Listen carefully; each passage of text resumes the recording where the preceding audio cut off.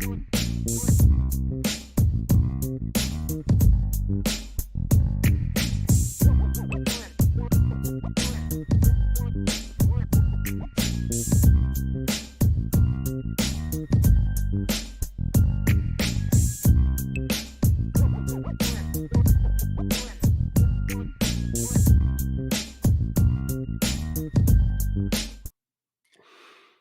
you doing tonight, IB Nation Sports Talk? Up and rolling. Vince D'Addario with Vince D'Addario, Sean Stires. Vince looks like he needs a sweatshirt or something. I should have thrown on some long sleeves because apparently my basement didn't get the memo that, the heat actually works. It's freezing down here, man. Heat rises. Heat rises. It's national championship game night. Yeah, baby. And I just got a text from Brian. They are doing a live show during the national championship game over on the College Football Nation channel. They're going to be over there tonight. If you want the link, you can go to Brian's Twitter account, Brian Driscoll, of course, and do that little live game watch tonight on the College Football Nation channel. I'll pretty much be going straight from here to there. So, are you? Okay. Yep. Where I have to, pick up the whole thing and move it to the TV room. So I'll be where we did the live watch show for the Notre Dame game. I believe it was the USC game, right? And I had to move the whole shenanigan to the other room. That way I could watch it on a TV because I refuse to watch a good football game on a computer screen. I had to watch it on my TV. Yeah, got to have a real TV. Yeah, I can't do the whole TV, that. I can't do that. Yeah, the sad USC game, says Zach Markin. Yes, it was very sad. But I was also informed today, because apparently I'm not on the message board enough to know this, but somebody decided to make a GIF of me and Brian and Ryan cheering like a Notre Dame touchdown. So like anytime there's good news on the board, apparently somebody puts that up. We're all like, rah! I didn't know that was a thing. And Brian's like, oh yeah, it's on the board. I'm like, I didn't know that was a thing either. I found it. And I've been on there more often lately. I had no idea. That sounds hilarious. I need to see that. I'll have to try to find it for you. But so yeah, maybe we'll get we can import that into the show, and like when good things happen here, we can like throw up the cheer. Right. Hit the like button if you would. Subscribe, rate, and review. Come on, it's national championship night. Let's go. Get us going. I got this call from my wife this afternoon, and I'm sure your wife from time to time just does something that makes you shake your head, want to pull your hair out. I don't have much hair to pull out, but never. I don't know what you're talking about. Oh my gosh. Today was one of those days. She's a home health nurse, so she drives, and of course she doesn't have a company car, but because they don't have company cars for the company she works for, even though it's a home health care place. She used to have one. That's okay. Yeah, different place that she worked for, which means she has to go out driving around all over the place in her own vehicle. She's driving down some back road down by Plymouth, south of here, and boom, right into a pothole. Oh no. And so the tire blew, and I guess the wheel bent, and all this different stuff. And they're brand new tires and this and that and everything else. The tow. So the van had to be, so one, it was the van, our minivan, which my daughter's chair goes into and all this different stuff. And she was, of course, at a little, day function today. So the chair has to stay there for the rest of the week while we wait for the wheel, because they had to order a wheel. Oh, jeez. And so in the meantime, the van is down in Plymouth, which is 20 miles south of here. And she got a rental car and all this different stuff. And it's like, if there is, again, I don't know about you and your driving, but like if there is a wide open road and there is a one pothole in the middle of it, my wife will find a way to drive right into the pothole. She's going to find it. Yes. So that's what happened today, it sounds like. Oh, that sounds horrible. Has she not even made it home yet from that whole No, she's here. This happened debacle? in the middle of the afternoon. Unfortunately, she was able to get towed, and then I don't know. I guess there's a car rental place down there in Plymouth, and she rented a car Okay. down there, and Well, you know that's actually helpful. the whole thing. But the Yeah, problem for you guys is a rental car does not meet the needs that you have on a no, daily basis. That's exactly. that's the issue with the rental car. So that's kind of how the day began, Oh man. and other than that, everyone's okay. Yeah. Fortunately, Well, I'm but glad nobody was hurt because we can yes. laugh about it. But yeah, I actually we had my wife had to take the car in for a little body work. I won't disclose as to what Uh-oh. happened there, but I'll just say I don't drive her car. And they called and they're like, "Hey, there's a big dent in the hood. Looks like somebody like pounded on your hood. Would you like us to fix that too?" So you know where the blame went on that. Like, Like you're just out there pounding on the hood. yeah. Like, do you realize, like, I am smart? She's like, but you have a temper. I said, yes, that is true. But I'm not going to do something that's going to cost me money Right, in the long run. right. So go ahead and get it fixed. Tend not to punch my own vehicles Right. and cause damage to them. Correct. Yes. So I All right. understand where you're coming from, my friend. Yes. You know who's got a name, of a guy who could squash a car in a Mm. single bound Oh, is Michael Stonebreaker, yeah. the new college football Hall of Famer. As Salty says, is Michael Stonebreaker the best football name ever for a linebacker? And I've said that for 30 some years now. Yep. It's like there's never been a better name for a linebacker than Stonebreaker. None. Like, that is one of the best football names ever. And the fact that he was a linebacker makes it even better. You know, it feels like, somebody with a name like Stonebreaker would end up being like a kicker. Like, it wouldn't even like work. But no, he was a linebacker. He's literally, Bone Breaker would have been the next best name, basic, if you're a linebacker playing football. Like that is the best name. I remember when I was a kid and he was playing at Notre Dame, I was like, this is the best name ever. It Like, is. this is, and not only that, he's a really good football player, which is Yeah. why he's in the College Football Hall of Fame now.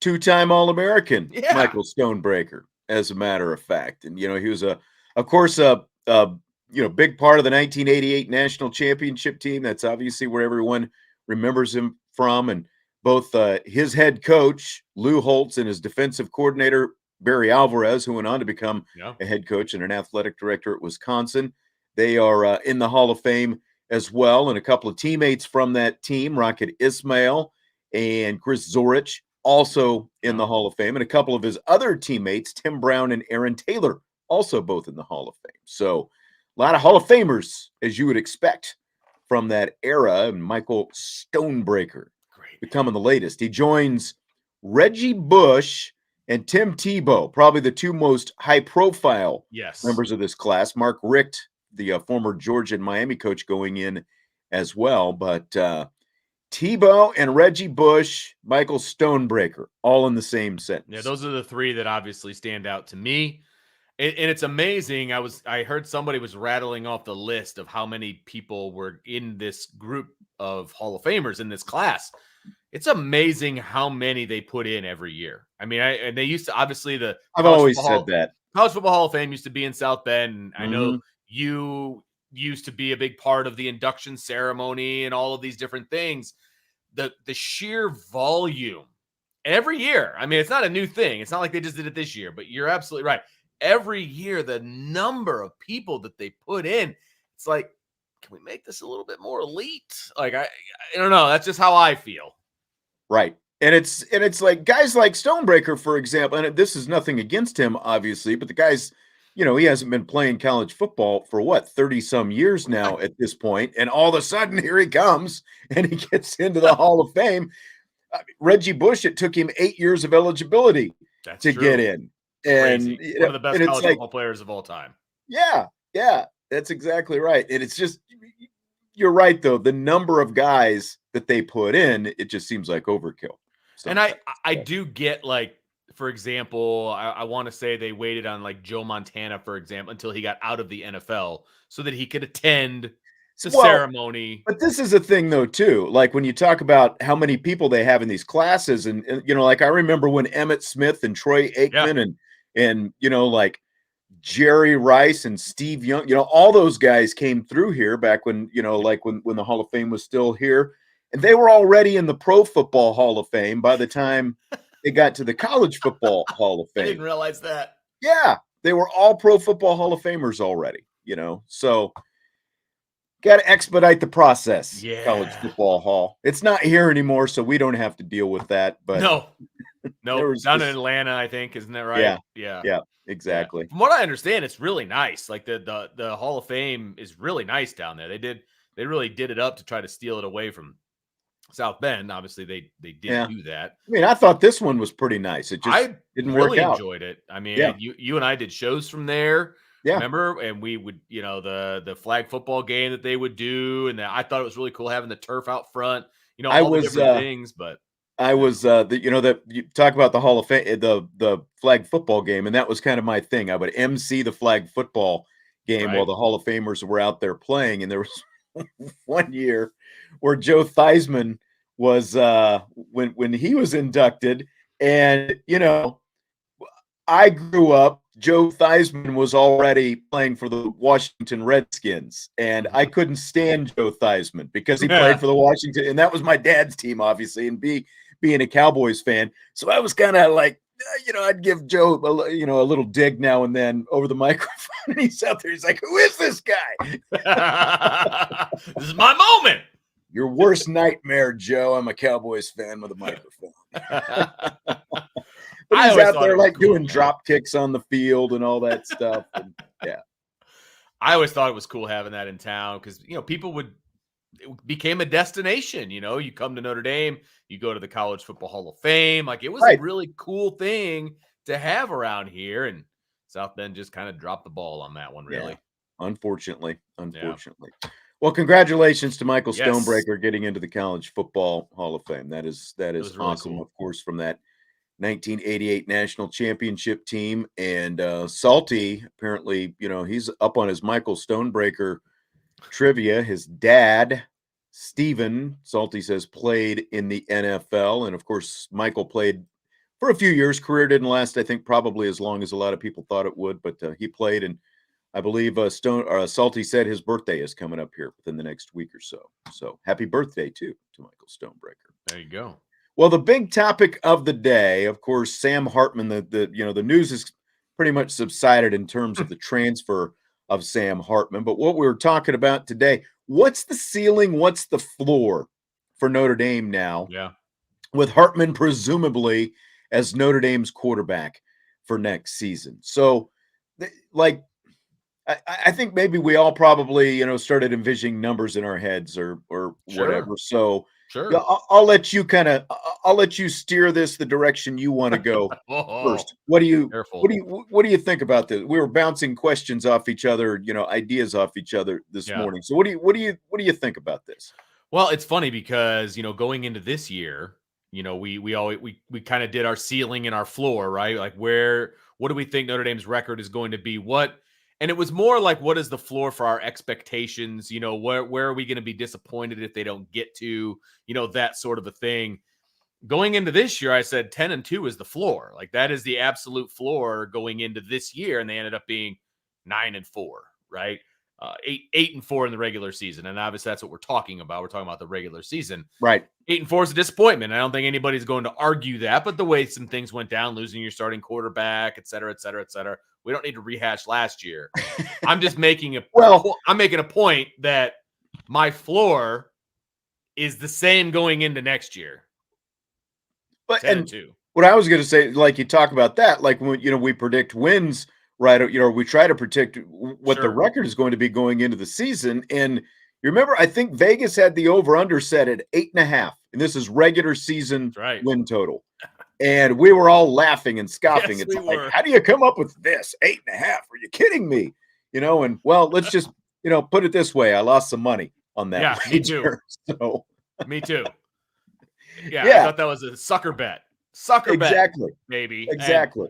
if and I don't care who you talk to. I mean, again, we're talking about last year, but if you look at the games that Notre Dame won and the games that Notre Dame lost, I'm sorry, nobody would have predicted the way this win-loss record went down.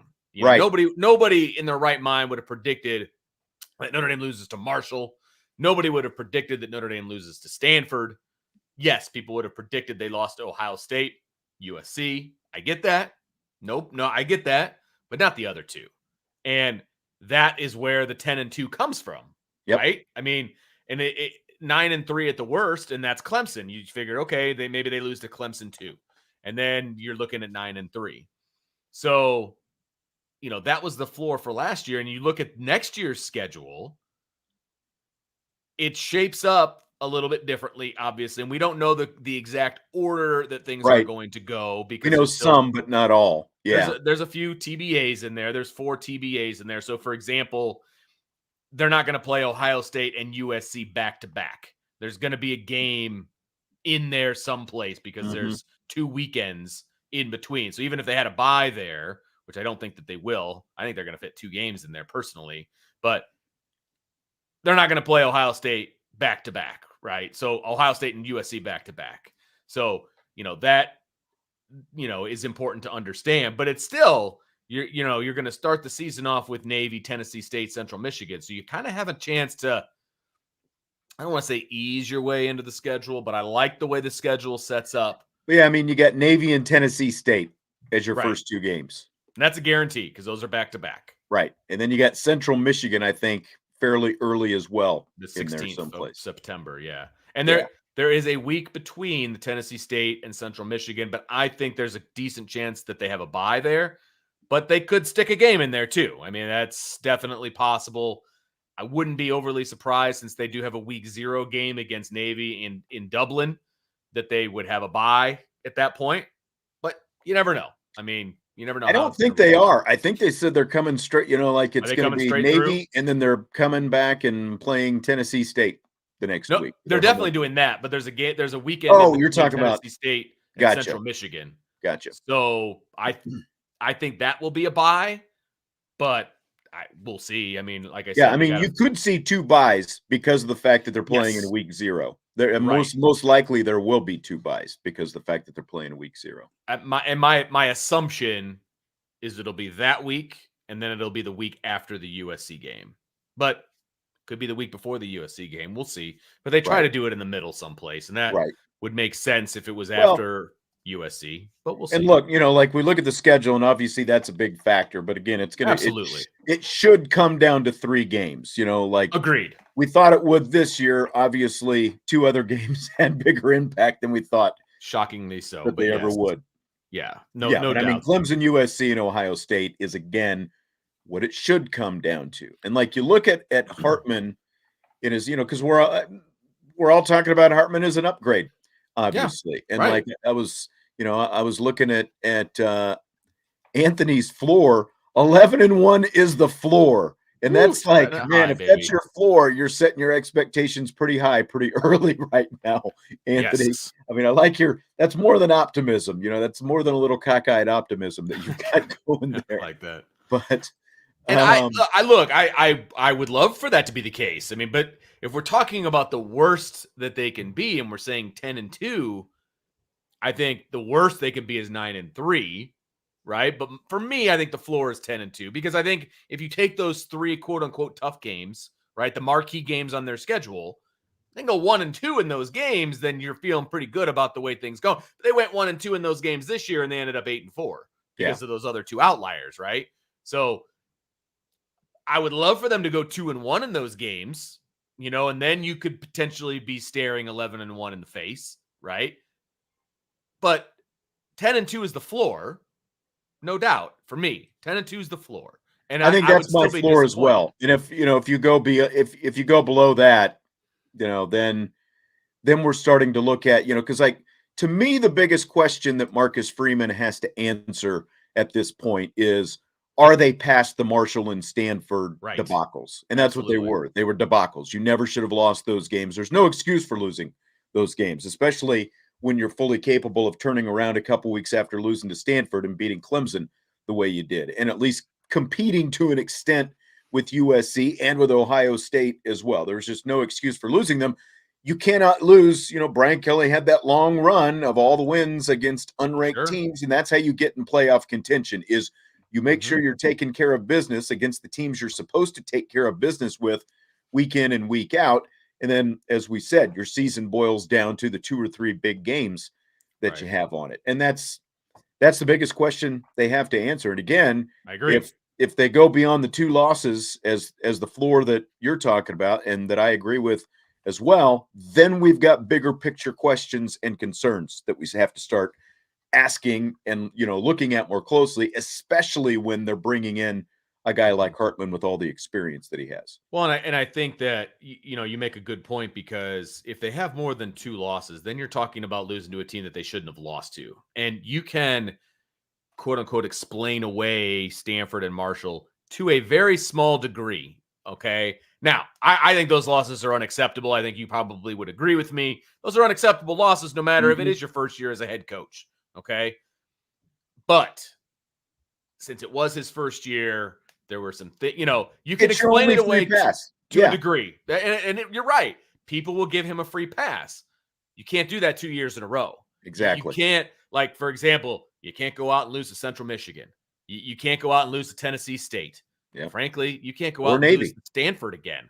Yeah. Okay. Like, you can't, these are games you cannot lose. Yeah. Navy, of course. Like, I mean, that's your first game of the season. Can you imagine the vitriol if they lose game 1 in Ireland to Navy, who has a brand new head coach? Yeah.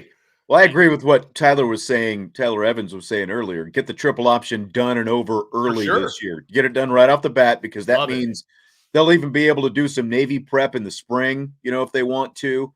And, obviously early in training camp, and, they'll be able to kind of get some of that Navy prep started, since that's going to be your first opponent. And then, like you said, it's like you don't have to pause down after you've played a traditional offense, then go to Navy and then go back again to a traditional offense. You just boom, right off the bat, over and done with. Yeah, and they're going to have a new head coach too. Right, exactly. I mean, there's going to be a few first-year head coaches, if I'm not mistaken. You've got Navy's going to be a first-year head coach. You're going to have Stanford is going to be a first-year head coach. Louisville is going to be a first-year head coach. Right. So, I mean, and then there's going to be a ton, and it's college football, of course. There's going to be a ton of new quarterbacks, ton of new guys in vital positions that obviously Ohio State's going to have a brand new quarterback. Wake Forest is going to have a new quarterback. Clemson's going to have a new quarterback than when Notre Dame faced them, right? Stanford is going to have Tanner McKee, I believe, back. I believe he decided to stay at Stanford, so that's going to be interesting. But Louisville's going to have a new quarterback because they took the guy from Purdue. So, I mean, there's going to be a lot. Pitt's going to have a new quarterback. We know who that's going to be. Right. So there's going to be a lot of changes. NC State's going to have a new quarterback. Did you already say that? No, I didn't. Brennan Armstrong, the Virginia guy, transferred there. That's right. I didn't even realize that. So you're going to have a lot of new faces that you are going to be facing, and that means the teams are going to look a little bit different, than you're used to. So there's a lot of question marks, obviously, going into the season. I mean, it's January 9th, and we're talking about next year, but I still back up my thoughts thinking that they're going to be, the floor is 10-2. Now, I could put a very convincing argument together that Notre Dame can go 12-0, right? But after going through the season that we just did, there's no way that I would say that that's going to happen. But that's the ceiling.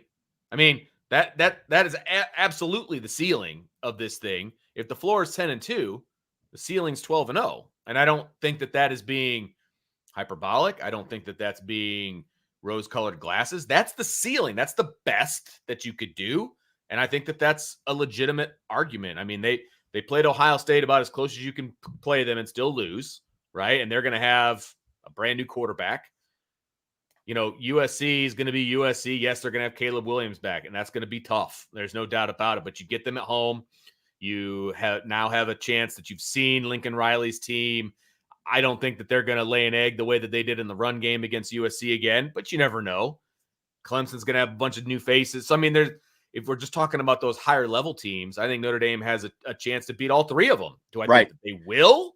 Well, That's a different conversation. and it's interesting. I went and looked at Sam Hartman and his time at Wake Forest. He was 3-8 against Wake Forest against ranked teams at Wake Okay. Forest. All right. So, not a great record, but Sure. at the same time, you got to remember he had to play Clemson every year. And like this year, one of those losses to ranked teams, a double overtime loss to Clemson. So they're playing Clemson every year.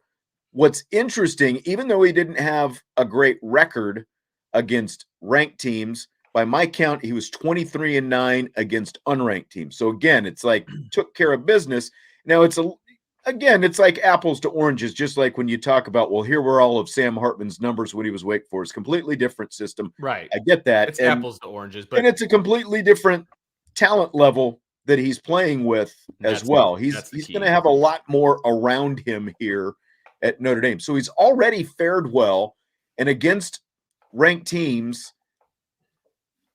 this year, 14 touchdowns and 4 interceptions total that he had against the ranked teams, and he averaged 322 passing yards. So he, even though his team did not necessarily end up winning those games, he can't control what the defense is doing. There were a lot of points scored, Sure. and he fared pretty well against the ranked teams on the schedule.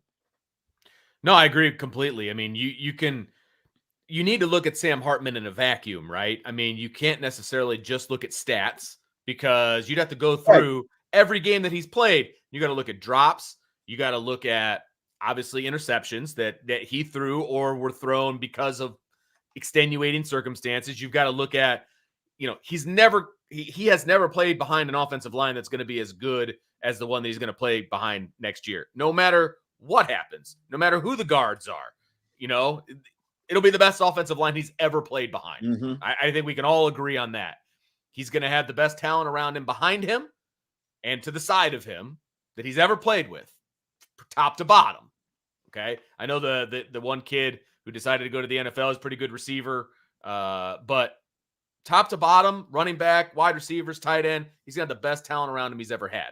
Yeah. And on top of that, he's going to have the best defense that he's ever had Exactly. as well. And exactly. Again, there's still questions, and we've got some questions about that. Absolutely. We'll get here in a second. You and I are not debating that there's questions about the defense. There are. That's why you go into the offseason. That's why they went to the transfer portal for a safety. That's why they're doing different things to shore up the defense. And everybody's obsessed with the young guns. So no matter what they do defensively, there's still going to be a better defense than Wake Forest has ever put on the field. Yeah. I mean, and I don't think that's all that debatable, right? So no matter what you think of Sam Hartman, he has prospered at Wake Forest with a gimmicky offense, with a decent defense at times, in pretty much the same league that Notre Dame plays against. And he's had that kind of success. You pluck him out of that, you put him at Notre Dame, he's going to have more success than he had at Wake Forest. That's just common sense. Now, what kind of success is that? We'll have to wait and see, but I still think the floor is 10-2. Yeah, I agree. Matthew Jacobs says the floor is no lower than how we finished this season. It's as high, oh my gosh, as the Natty appearance. And again, if the floor ends up what the floor was this year, it's going to be, again, you can gloss some of that over this season with quarterback situation and first-year head coach and all those different things. But now you've got year 2 of the head coach. You finished the season on a positive note. You've got a very high percentage of returning players from this season. I don't know what the actual percentage is, in terms of starters, but it's got to be around like 90 or so plus percent, I would think, when you go across the board. For and for Notre Dame's whole team, like offense yeah, and defense. exactly. Yeah, it's gotta Exactly. be high. The whole team. Offense, you're losing You tight lose end, Lindsey, if you and okay, wide and receiver. Mayer. That's Yeah. it. Oh, and 2 guards. Yeah. So Look, 4. And again, this is not a knock on Mayer, but I just think that the offense is going to function better. It's going to be a more fully functional offense next year. Agreed. When you don't have that safety net and a quarterback who wants to lock in, you go straight to that. It's like check down. Right. That's not what you need to see, and it's going to open up so much more of the offense Agreed. when you don't have safeties creeping down on the line of scrimmage all the time, and they actually have to, like having the ball thrown over their head is a legitimate thing. It's just gonna be Absolutely. a No, lot I different. completely agree with you on that. I mean, we saw it in the Gator Bowl, right? I mean, they didn't have Michael Mayer to be that consummate check down guy, that consummate uh, security blanket, and they spread the ball around and threw the ball for a bunch of yards and ran the ball for a bunch of yards, and multiple guys had catches. And, I mean, it was a much more balanced offense than it was when Michael Mayer was there. Now, you never want to take a player like Michael Mayer off the team. I always will want Michael Mayer on the team if I have that option, Oh, right? absolutely. But, And yeah, and it still forces you now to spread the ball around and do some things and make you more balanced. That's just the nature of the beast, which is fantastic. I don't know what Derek says. He won't accept my dirty 10-2 floor. That's It's what like, Salty Peanuts is saying, I guess. That's oh, the salt and the peanuts there. ah, So Salty oh, Peanuts, he's salty peanuts. I gotcha. I yeah, gotcha. I think Salty Peanuts earlier said the ceiling is 13-0 on a 12 game schedule. That's Salty Peanuts. That's what Well, he and I wants mean, to I be. think that's got to be the ceiling, right? I think we feel like Sure. there is at least the potential that this team, even with a tough schedule, because when you do, and I saw this mentioned, like I think we mentioned it last week, and it's been mentioned in the chat here already. The fact Ohio State, even though he'll have a couple games under his belt by then, but they'll have a new quarterback, and Mhm. again, like when you run down the checklist, Notre Dame is going to have the most experienced quarterback on the schedule all season long, like even more so than Brennan Armstrong and Caleb Williams and all of these guys. Mhm. You're going to have the most experience. You're never going to lose the experience factor with Hartman. Obviously, injuries do happen, and if that happens, then that can change the story. But as long as he's the quarterback, you're never going to have, experience is never going to be a thing, and that means more earlier in the season when Ohio State's starting quarterback is still trying to figure out who he is and maybe is a little bit more exploitable. Yeah, no, absolutely. And people are talking about the look, this is not a terrible point, Larry, and I want to bring it up. Wake and Hartman lost to Clemson, Duke, North Carolina State, and Louisville in 2022. Notre Dame plays all four on the road this year. It's a great point. No doubt about it. But the difference is Hartman's not bringing Wake Forest to Notre Dame and just Right. putting Notre Dame jerseys on them. We're bringing Sam Hartman surrounded by Notre Dame players. Notre Dame hasn't lost to Clemson at home, and And they play them on the road. And But Hartman actually had one of his best games against Clemson. He threw 6 touchdown passes against Clemson in that when was the double last overtime time loss. Notre Dame lost to Duke? The last time they lost to North Carolina State was in a monsoon, I believe. And Well, they look, haven't, you everyone's know, on Mike Elko about the job that he did this year, and it's Duke football, and he did a very sure, respectable job, and absolutely, kudos to him for doing what he did. But Kansas still beat Duke this year right, early in the season. And Kansas ended up being a 500 team when it was sure, all said and done. So, basically same.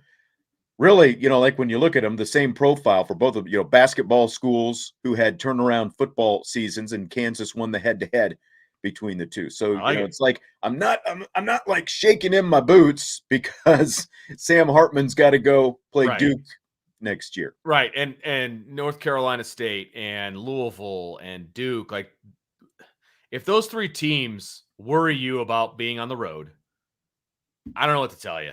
Those three teams should not scare you for Notre Dame to go on the road to Duke, North Carolina State, and Louisville. I mean, that shouldn't scare you. Now, the hardest game they're going to have to play on the road, Clemson. No doubt about it. It's going to be a hostile environment. No doubt about it. But that's November 4th.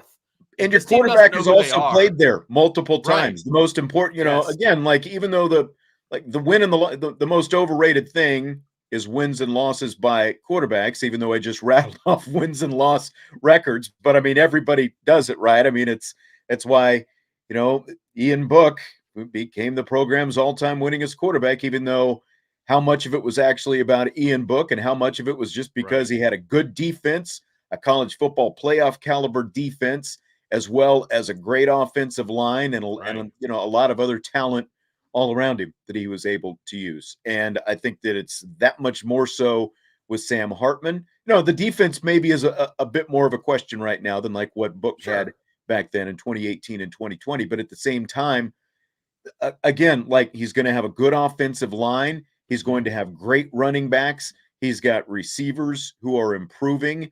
You know, and even like Mitchell Evans, I think you pointed out last week, had a good Gator Bowl. You know, here's a Yep. guy who's battled some injuries and stuff like that. So nobody expects Mitchell Evans to be Michael Mayer, but if you've got all those other skill guys around him and you're able to stretch the field with the receivers and with the quarterback's arm in ways that you haven't been able to do in a long time, then you can Mitchell Evans and Eli Raridan and Holden Stays and whoever's at tight end become just that much more effective with the intermediate stuff. And they're going to be those tight ends. Look, there's going to be plenty of teams in the country that would love to have Notre Dame's tight ends. Without Michael Mayer being in the room, Notre Dame has some pretty good tight ends. They're not Michael Mayer. Michael Mayer is he's a generational tight end. I think we can all agree on that. But there's going to be a lot of talent in that tight end room, and those guys are going to be good for tight end. They're not going to be the offense, Right. right? And And so anybody that's the most important part right right, there. and anybody that expects that, you're fooling yourself. I mean, there's only so many Michael Mayers out there, right? And so the tight end is still going to be very good at Notre Dame. But I also think, and Brian made this point the other day when we were talking, you're not going to see as much 12 and 13 personnel moving forward. You didn't see a whole lot of it in the Gator Bowl. You would hope not. You know what I mean? And Right. I think you're going to see a lot more 21 than you will see 12. Mhm. Same ideas, Because the same running back room concepts. is expanding with even more Absolutely. talent. Yes. I mean, like I said, you can run the same concepts, the same stuff with a different personnel group, but you're going to be that much more explosive Mhm. having Audric Estime and Chris Tyree on the field at the same time as opposed to two tight ends. You just do. I mean, that's just football. So you're not going to be as reliant on the tight end, but you're still going to have a lot of production from the tight end. And what I mean by production is he's going to block well. He's going to do what he needs to do to be a good tight end. You're not going to get Michael Mayer offensive production, right? Don't expect that. That's not going to happen, right? But you're still going to get a lot of offensive production, and the tight end's going to be a part of that. Mitchell Evans will be just fine as the number one tight end if that's the way it ends up being. So, Right. look, this offense is exciting. There's a lot to be excited about with this offense. Again, 8 true sophomores started in the Gator Bowl. 8. Okay. That's exciting. You're going to replace one of those true sophomores with a kid who has a bunch of ACC quarterback records, if that's how it ends up going at the quarterback position. So, you know, people should be excited about where this team can go. And it's okay to get excited in January. It's okay. Thanks for reassuring us. Matthew wants to know our thoughts on the lack of recruiting development portal results on the defensive line. You know, again, like that'll be one of the bigger questions, I think, going Sure. into the season is Well, the yeah. defensive line. And I agree. That's the biggest question mark going in.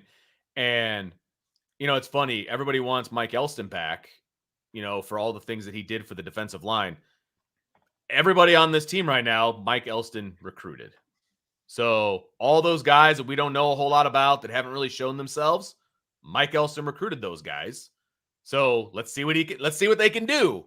I don't want to go off crowning Mike Elston. These are his kids. Now, they still got to be coached and they still got to be, they have to be brought up and they have to be coached properly. I get all of that. That's all legitimate. But recruiting, those that hasn't hurt us yet on the defensive line, right? That has not, come through yet. All the guys that they're counting on playing are all Mike Elston recruits. Yeah, I mean, see now the argument that I was making about new defensive line coach versus guys that the old guy recruited. Nobody wanted to hear that last week, including you, and now you're falling back on that. So am I? I don't know where Whatever your tune argument has works for me the changed best when I here. wake up. All right, that's how it works for me. But what No, I but will I say, understand what you're yeah, saying. go I ahead. think the biggest thing is I think what would reassure everybody with the defensive line right now is if they could go out and land somebody, especially probably an interior defensive lineman who can come in and at least be, Chris Smith or maybe a little bit more than Chris Smith next year. That's Sure, absolutely. the biggest area right now. But again, there's some young guys who haven't got their and we started to kind of hear some names as the season went on, and that's hopefully we get to see some of that during the spring and say, oh, Right, right, okay, there's something going on there. Okay, right. let's kind of hold off and wait and see a little bit. But it will at least be reassuring to at the very least grab some depth and experience if they could get somebody in the portal here. No doubt about it. I mean, I still think that that's an area of need in the portal. I think that we'd be fooling ourselves if we didn't say that that was the case. But I will also say that there is a bunch of talent that everybody was really excited about at one point or another that is still on this roster on the defensive line, right? I mean, you've got, can any of those guys step up and be the guy? I don't know, especially, up the middle. You've got guys with Aiden Kiana is 6'3", 323 pounds. Gabriel Rubio, 6'5" and a quarter, 300 pounds. Like, if those guys can step up, Tyson Ford, 6'4", 280. Those guys can step up, be some beef in the middle. You're going to feel a lot better about things. I mean, Riley Mills, 6'5" and an eighth, 292 pounds. You've got some size in there that you want to be able to utilize, but can those guys step up and be guys that you can count on? We don't know yet. They've been piecemealed in there a little bit here and there. We haven't really seen much from Kiana Anna. We haven't seen much from Rubio. We haven't seen much from Tyson Ford. I think Riley Mills was playing all over the place, and they didn't really find a home for him just yet. So, I mean, there is talent there, and that's what college football is all about. You can't just go to the portal all the time. Yes, I would love for them to bring in some depth, specifically at the defensive tackle position, but that's not always going to happen. You also don't want to hold guys back by bringing in Yes, maybe just a depth piece. Again, correct. like maybe they've seen something from some of these guys and they're more reassured than what we've been able to see, because once the season starts, we don't get to see practices. And they had those, all those practices early in bowl prep, or some of these young guys kind of got to get out there a little bit. So there's still a lot. I mean, it's an unanswered question, but it's definitely one that's a high priority when you look at it And at it a should team be. that needs to get better, up front. Right, and they need to recruit better. I mean, they absolutely do. I mean, there's things that they need to do, which I think they still can do, but I think there is talent on this roster that can get them where they need to go as well. Yeah. And that mythical 350-pound guy, defensive tackle, isn't out there to be had. I mean, that guy doesn't exist in the portal. You got to recruit that guy, because if they did, they'd probably get a lot of cash thrown at him to go to whatever school. So But there's it's that. also frustrating that Jacob Lacey, up and leaves in the middle of the Sure. season, and everyone's crowing down in Oklahoma about, oh, we got Jacob Lacey. Right. No, you're absolutely So, right. It's a guy you had and you let him go. yeah. For whatever reason that was, you let him get away. Yep. So yeah, it's very disappointing. So Brent wants to know thoughts on Jabron Payne. He had an injury-filled high school career, didn't he? I can see J.D. Price and Jay Love surpassing him. What say you? I mean, this is a guy who looked like a nice physical specimen. What we were able to Yeah. see of him during fall training camp, he seemed like he was doing some nice things. He's a guy who I also wonder where he fits in, especially this year when you still have Chris Tyree around for that matter. Sure. No, you're absolutely right. And Jabron Payne was a guy, if I'm not mistaken, that they were talking about in the preseason getting some significant time in the backfield. And that's hard to believe after we've gone through the entire season and we saw what Logan Diggs did and Estime and Tyree. Where was that fourth back going to get? Whose carries is he stealing? But he was running with the first team during fall camp before he got hurt. So I don't see him getting passed up anytime soon as long as he comes back healthy from his injury. He was in a good place when he got hurt, and the coaches aren't going to forget that. But it's also going to be some fancy footwork by the Notre Dame staff and Dylan McCullough to figure out how to keep all these running backs happy, because there's a lot of talent in that room and there's a lot of guys that you need to feed. And it's going to be very, very difficult to keep all of those guys happy. There's only one football to go around. It's like if you've got 5 point guards, I mean, how are you going to get the ball to all of them? Yeah. I mean, that's a legitimate concern. I would not be surprised to see somebody at some point transfer out. Yeah. But I don't know who that's going to be. Decaf 18 asked if Payne transferred from IU. He didn't transfer from IU. He decommitted from IU. He followed McCullough up here, basically. So there's He got out of his letter of intent, I believe. Yeah. Yeah. But he was never on the team. He signed his letter of intent, but they let him out of it. Right. I believe, if I remember correctly. That sounds right. All right. I'll save the next couple questions that I have.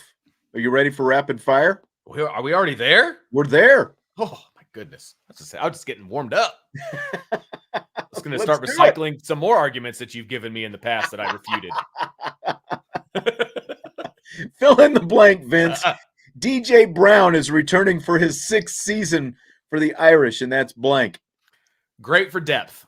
That's great for depth. If he's starting, either he has taken a massive step forward or safety's in trouble. I mean, that's the best way I can put it. He's a great depth piece. He's a kid that's going to put it all on the line for you. I mean, he's a consummate Notre Dame guy, but he can't be a starter on an elite defense. He can be a role player for you. He can have a role, so you need him for depth. But if he's starting, I'm a little worried. Yeah, and I mean they lack depth at safety. Because they lose some guys back there. They lose Houston Griffith, obviously. They lose Brandon Joseph. Did they lose anybody else back there? Oh yeah.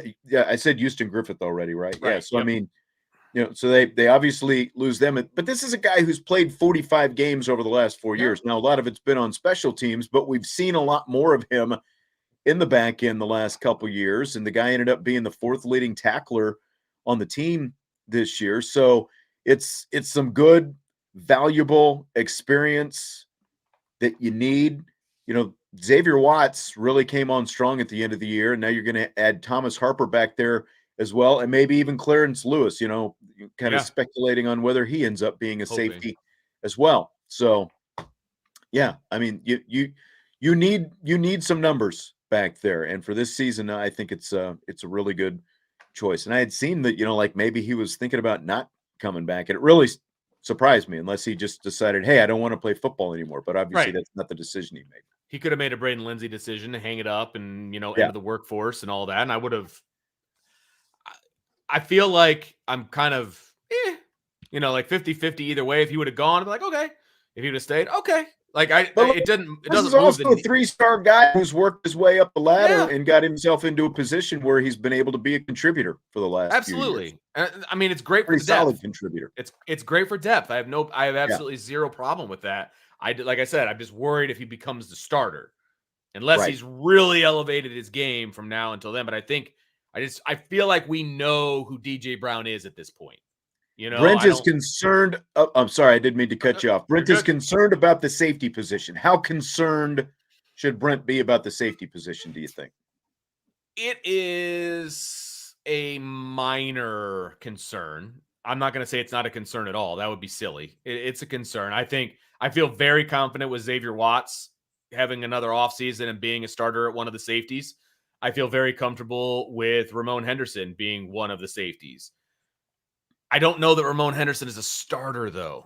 So I don't know. You know what I mean? Like, you need 3 safeties. You need 3. Okay, so what combination are you going to get back there? I feel like it's Xavier Watts, it's Ramon Henderson, and who is the 3rd guy? Because Brian is speculating that the new kid is going to start at nickel. Right. So he's almost like a safety / corner, right? So if he's going to start at nickel, you still need that 3rd safety. And so I feel like that part is wide open. Well, but the other part of that is, like, does Jaden Mickey show progress from one season to the next? Is nickel a spot where if you need another guy at the back end where Harper can go play safety? I wouldn't want them to have to go out and try to bring in another safety in the portal, especially like when you start to look at at numbers on the roster and not knowing exactly who's staying and who's going in some spots and stuff I, like that. I would So, feel really good if Clarence Lewis was the third safety. yeah, I mean, And that I would be know the best solution right there. I don't think that they're even considering that right now from what I can get from Brian, but that would be, to me, that triumvirate of safety, Henderson, Watts, and Lewis. I feel really good about that three-way safety. And then, we talked about it before. You got two shutdown corners, and you've got a kid at nickel that's got a ton of experience under his belt at Oklahoma State playing against offenses that all they want to do is throw the ball. So I feel really good about that rotation moving forward if that's what ends up happening. Yeah, I concur. Got a basketball question. Irish Oh, AJ here we go. asking me, he says, I know you're on the women's basketball side of things, but Mike Bray is on his last legs. Is Mike Bray on his last legs as coach? I don't think I've seen the team this poor in a long time. The Oh, they have program been. is in bad shape right now. I mean, there was a pretty good stretch there where they didn't make the NCAA tournament, right? I mean, they've been this bad before. And I feel like, as long as I've known you, we've had this conversation. At About some Bray? Yeah. I mean, how That's probably true. you know It's what I been mean? going Like, on for a while, hasn't it? we have this conversation all the time until I hear otherwise. He's not on his last legs. He's going to leave whenever he wants to leave. I mean, there was a period there where they were at least always making the NCAA tournament, and then they dipped below that for quite a while. They made it back last year. Doesn't look real good for this year at the moment. So I don't know that he's on his last legs, but I just don't know that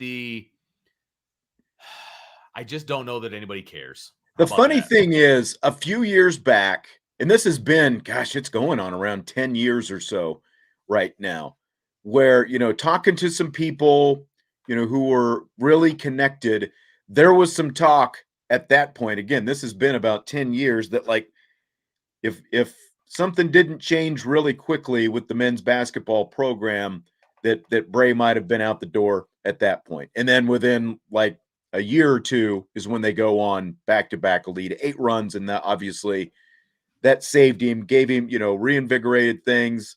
And the problem is he has coasted on that for like what, 6 years now Yeah. at this point. And the one NCAA appearance last year, it obviously is not happening this year. And it's tough, and like what the conversation that was passed along to me at that point was, they needed, as an athletic department, they needed that men's basketball program producing more revenue. And the comparison that I had heard at that point was like, look at Louisville. They're able to produce money from both football and basketball. Louisville is obviously still a basketball school, Sure.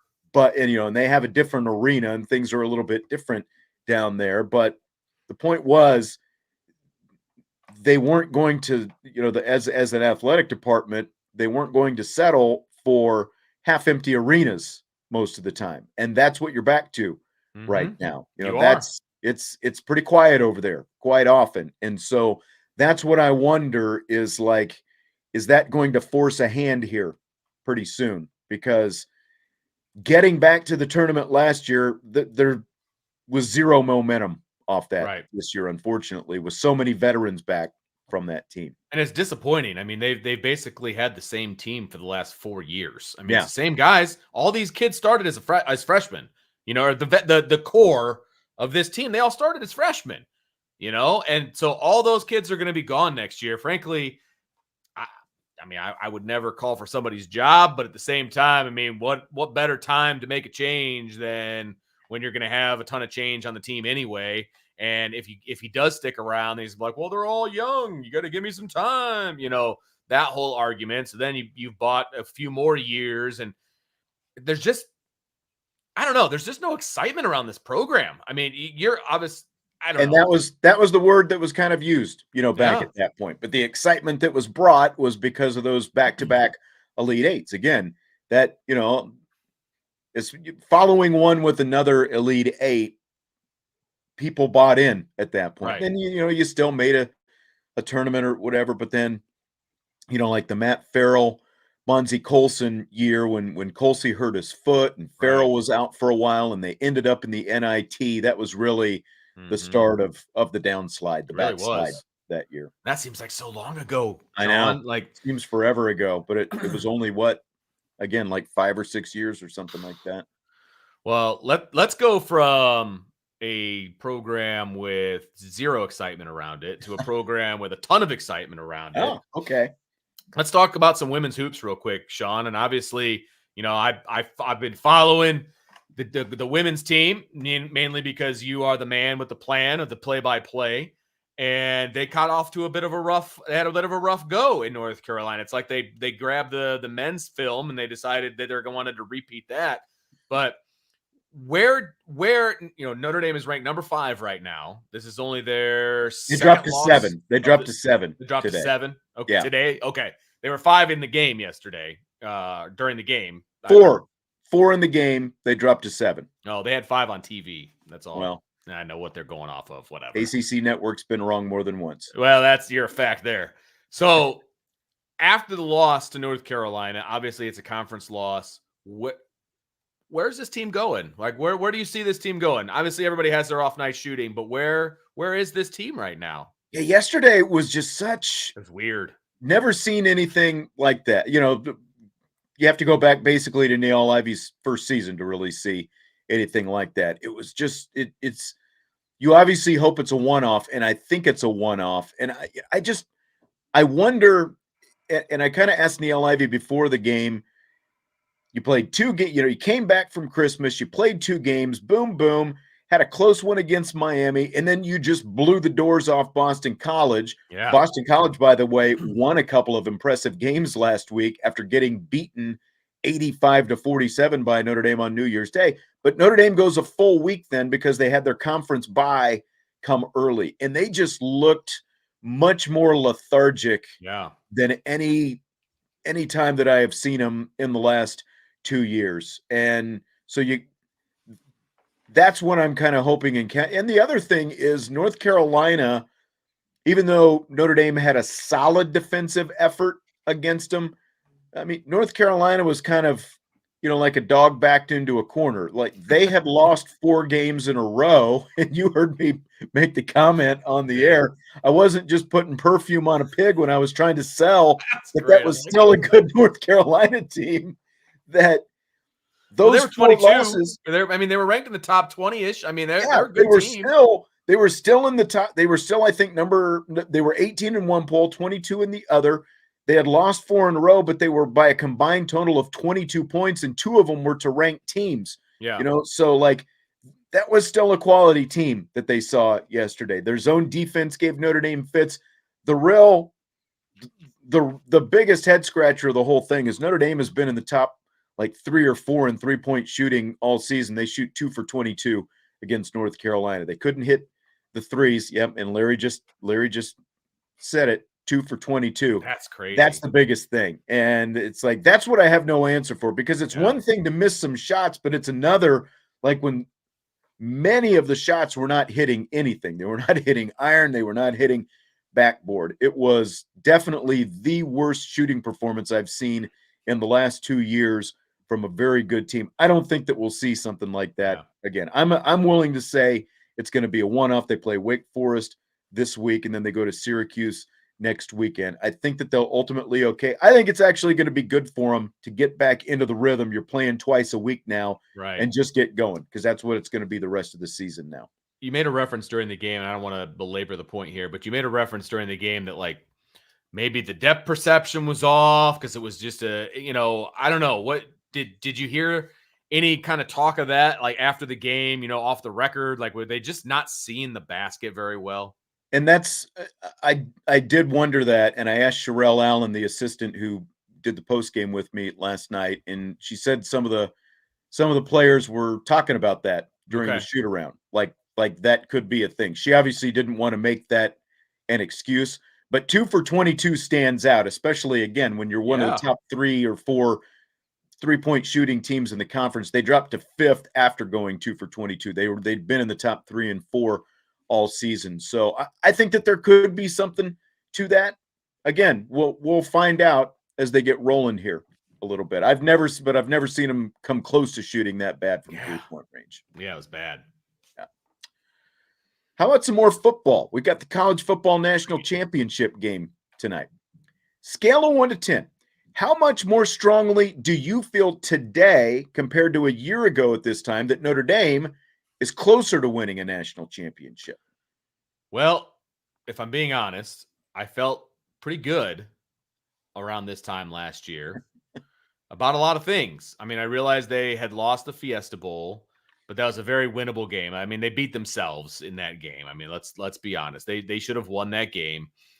And you looked at who was leaving, who was coming, all of those different things. And I felt pretty good about it. I mean, they were in a New Year's Six in a season where, yes, record wise, they got to where they got, but you felt like they were able to take another step. There's obviously a ton of momentum around Marcus Freeman at this point.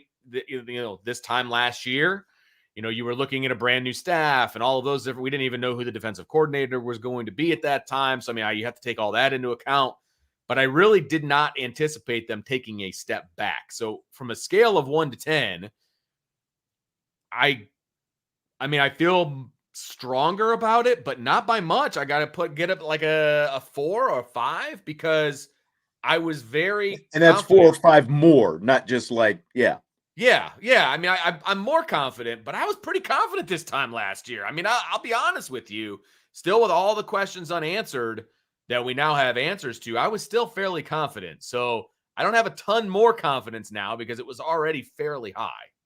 Yeah, they're trending still in the right direction. The recruiting is the big thing. And, again, like people can bemoan losing a couple of the top guys in the class, but it was still a really good class. They're good. It's chock full of talent. They're already working, toward 2024, keep stacking these classes on top of each other. So that's kind of what I'm looking at more than just what's going on the field is how this recruiting is going. They're still working in the right direction. And now when like for this year, I at the very if you ask me right now, scale to 1 to 10, will they be in the college football playoff this year? I'd go a 7 with that, just like being in the playoff. So I feel fairly confident, and again, we started off the show floor and the ceiling talking about how, how good this team can be. I think it's definitely a college football playoff caliber team, especially when you add an experienced quarterback like they've got. But now, can they win a playoff game this year? Like when I look at this roster and I stack it up, I wouldn't say that it is appreciably better than either of the other two college, playoff teams that they've had before. So in terms of, again, now I'm just talking about this year with that, but as it pertains to the future, I think I just saw somebody say it. Yeah, Anthony said it. Like our chances with a good quarterback. To me, it still comes down to that. Like, sure, whether it's Buckner or Minchie or Carr, is one of those guys going to be like the flag bearer type quarterback? I think that's what it's going to take ultimately for Notre Dame to actually win a national championship. So I'm kind of along with you. Like I said, I feel strongly they can be in the playoff, but in terms of winning a national championship, I'm with you in that 4 or 5 range in terms of more confidence now compared to a year ago, just because, again, like there's some things that we've got to still see on the field to make sure that this coach, is past that. sure. And that's just going to be an aberration and not a regular occurrence. Yep, absolutely. So what do you think about them playing the national championship game on Monday nights? We again, championship game is tonight. It sucks. I mean, I hate it. I don't even know anywhere way else to put it because I watch it every year and it's always on a Monday. And so I always stay up too late and then I get terrible sleep and I'm worthless the next day at work. And now it's going to be 2 nights in a row because I stayed up and watched the Lions and the Packers last night. And you're just getting back into to work as well. Today was my first day back to work and now I'm going to do it all over again tonight. And not only am I going to do it all over again, but I'm going to do it so everybody can watch me do it over on the CFP Nation site. And we're going to do a watch party. So it's like I can't really get out of there early, and go watch it in bed or anything like that. So, I hate it. I understand why they have to do it because the NFL is always going to be Yeah. more popular than college football. There's just no way to shake it. That's the way it's always going to be. And so the NFL has Saturday night, they've got Sunday night. And so what does college football have to do? They have to move it to Monday. And there's been people that have said, screw the NFL, make them be all on Sunday so that college football can be on Saturday.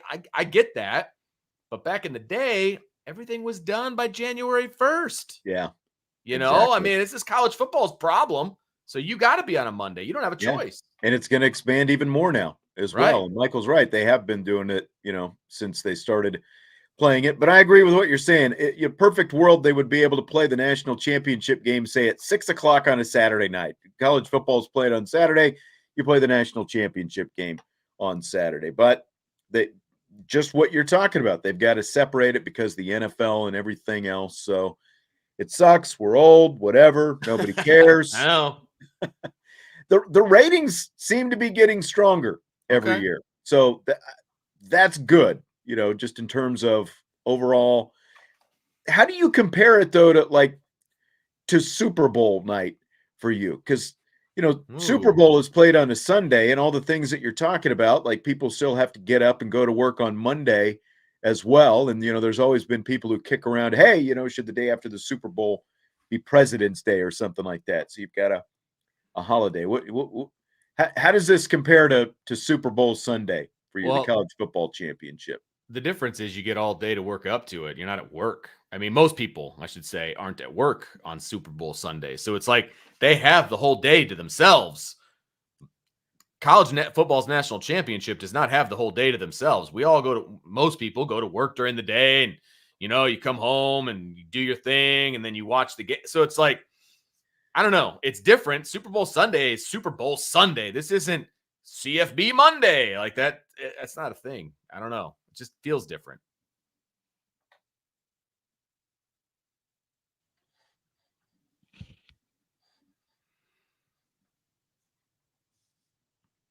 You there?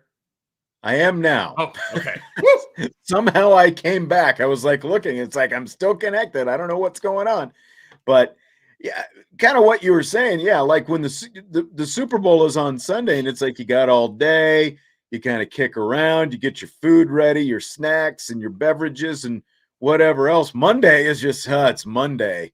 It's like back to work and then you come home and you watch the game and then, you got to get up and do it all over again the next day. And Brent is absolutely right. Having lived on the West Coast for a year, you get your sleep. That was like that year I lived where Brent lives in Monterey. We would roll out of bed on Sunday morning, 10 a.m. and start watching the NFL. It was beautiful, baby. And the Super Bowl parties are earlier and everything else, That's a really, really good point. You always get a good night's sleep. You're not wrong.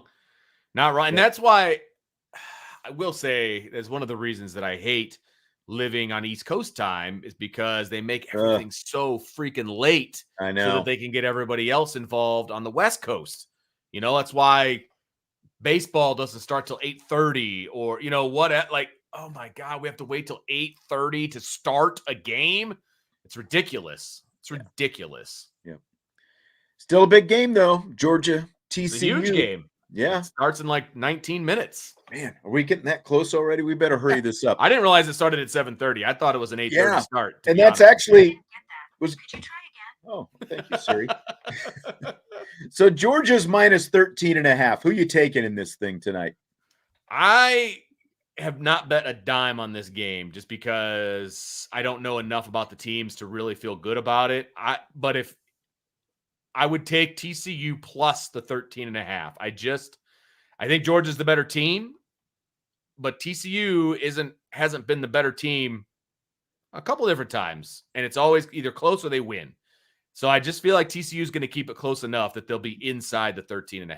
Yeah, I think so too. And I looked at the history. Georgia has won by at least that many 11 times this year, but they're just 7-7 against the spread. And TCU, I guess because they've been a Cinderella, they're 10-3-1 against the spread. So they've done very well. I like them to cover that 13.5 as well. The over-under is 62.5 points. I went over on that one. I think there's going to be a lot of points tonight. I think TCU is at least going to be able to hang around in this game for a while. Georgia gave up some shots downfield, and I saw today, I think Aaron Taylor tweeted this. TCU has 21 plays of 50-plus yards this season. Wow. Georgia's defense has only allowed 6 plays of that many yards, but they gave up some plays last week in the semifinal to Ohio State. And I think that if TCU is going to be able to score, it's going to be with Duggan going downfield. So I like some points in this game.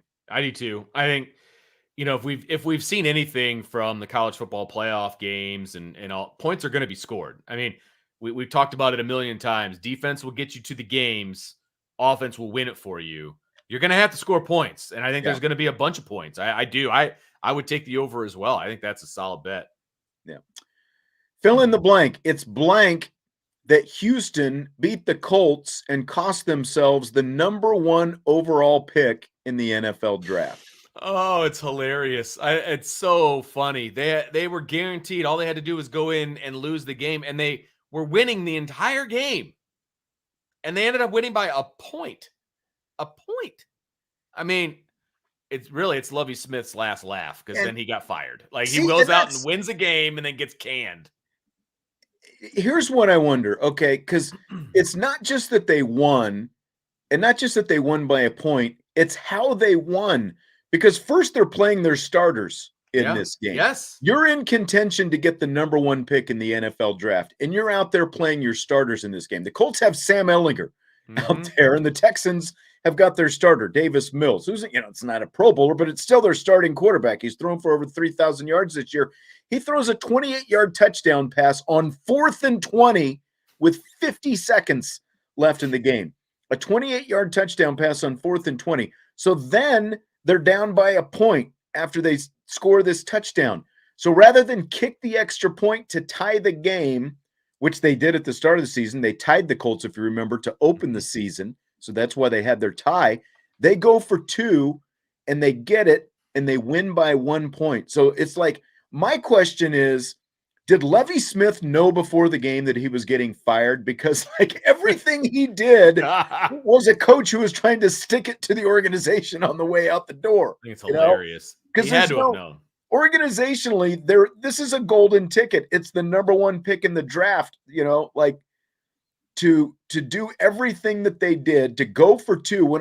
If they would have kicked the extra point, they still would have got and tied the game. They still would have got the #1 pick. All they needed was a tie, and they kicked it and won, and they give up the #1 pick. So I'm convinced Lovie knew. I didn't even know that that's how the game ended. If I'm being honest, I knew they lost the game by a point. I didn't realize he forewent the extra point. Like, what in the world? Why? I think that's so funny because now I'm convinced that he knew. I 100%. He had to have. He had to have. Absolutely. And if not, he deserved to lose his job. If he didn't know and he did all those things, they win by 1 point. And that's the difference between the Colts and Texans this season. 1 point, because again, they tied the first time. They very easily could have tied the second time. And the sorry thing is, I think the Colts were trying to, but they were playing their backups. Houston, you got to play your backups, and you definitely cannot go for 2 at the end. I'm sorry, it's the #1 pick in the draft. Yeah, and Jeff Saturday lost the last 7 games of the season after that big win over the Raiders. Big win. Yep. You talked about staying up and watching that game last night, Lions and Packers, and I was very entertained by that game after I got home from North Carolina. Which is better, Mr. Bears fan, getting the #1 pick in the draft or seeing Aaron Rodgers and the Packers knocked out of the playoffs in prime time? Look, I don't even know what it feels like to have a first-round pick recently as a Bears fan. That's so true. Having the #1 pick is surreal. But seeing Aaron Rodgers lose last night, the way that they lost, and just watching him look like he was about ready to start pouting as well. I'm sorry, that makes up for it for me. I mean, that's so much better. I am a spiteful human being, and watching him Yes, you are. lose If nothing else is true, Vince is is spiteful.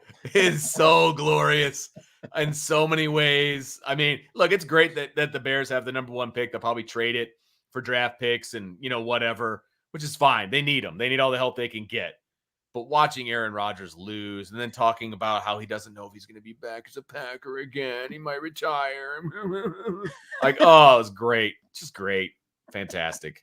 And I just, I'm obviously not a Bears fan, but I was cheering so hard for the Lions Yes. last night. And I was very entertained watching that game Oh, between, the only team that it actually meant anything to was the Packers.